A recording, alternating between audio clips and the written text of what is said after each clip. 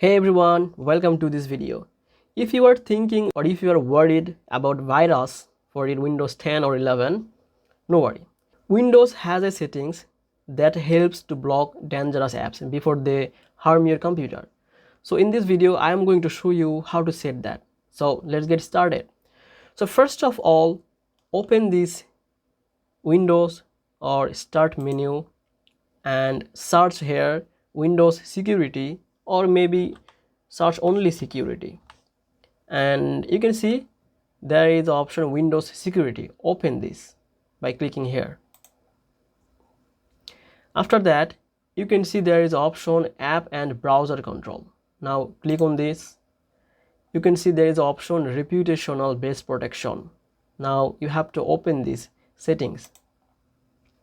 After that, you can see there is option Check Apps and Files.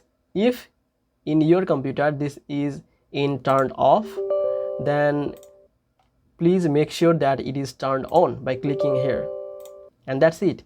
It is going to very helpful for your computer because it will stay safe your computer out of the all virus.